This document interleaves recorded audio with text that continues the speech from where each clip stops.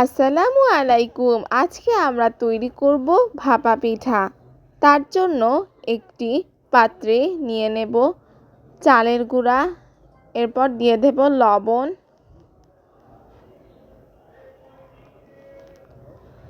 এরপর একসাথে মিশিয়ে নেব।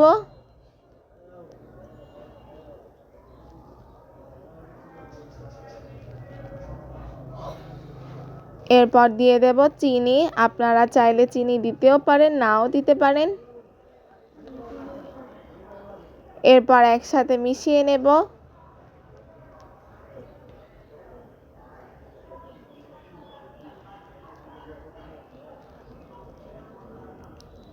ভালোভাবে মিশিয়ে নিতে হবে।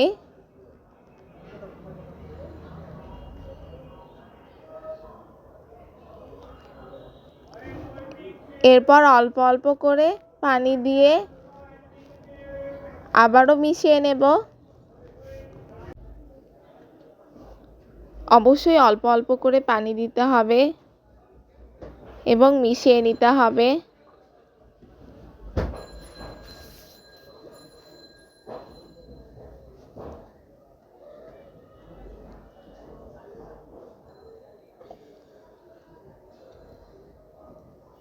ভালোভাবে মিশিয়ে নেব।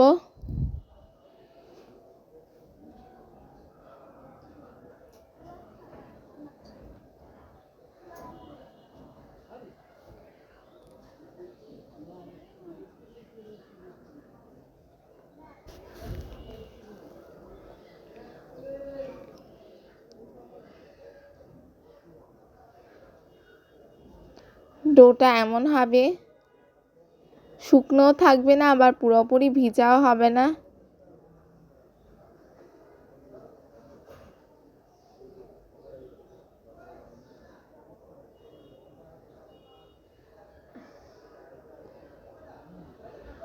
ভাপা পিঠার ডোটা তৈরি হয়ে গেছে। এরপর একটি চালনি দিয়ে এভাবে চেলে নিতে হবে, তাহলে ঝরঝরে হবে।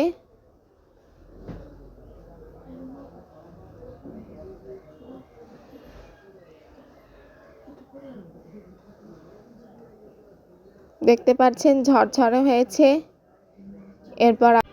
এরপর আপনারা যে মোল্ডে ভাপা পিঠা বানাবেন সেই মোল্ডে এভাবে গুঁড়ি নিয়ে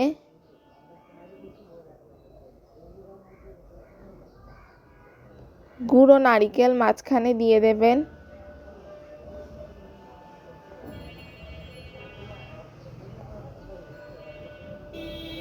এরপর আবারও উপর থেকে চালের গুঁড়ো দিয়ে দেবেন।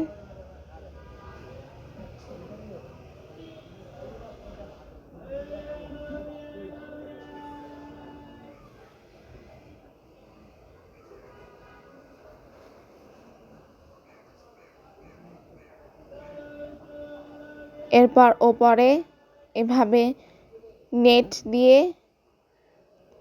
পেঁচিয়ে নিতে হবে।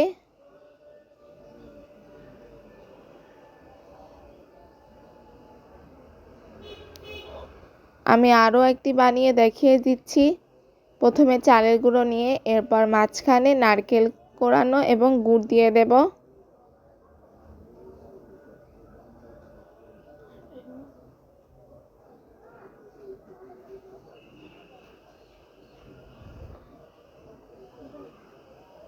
এরপর ওপরে আবারও চালের গুঁড়ো দিয়ে দেব।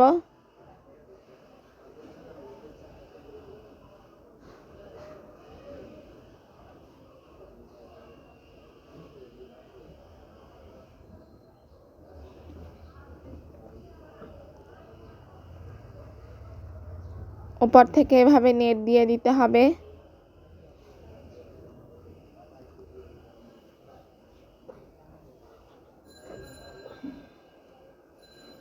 এরপর নেটটা একটু মুড়িয়ে নেব। এরপর ভাপা পিঠা ভাপে দেওয়ার জন্য একটি কলসিতে এরকম একটি চালনি দিয়ে তার ওপর ভাপা পিঠা বসিয়ে দেব। এরপর দুইটি ঢাকনা দিয়ে ঢেকে দেব এভাবে।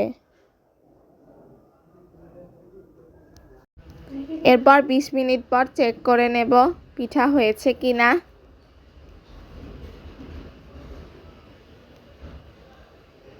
পিঠা পারফেক্টভাবে সেদ্ধ হয়ে গেছে।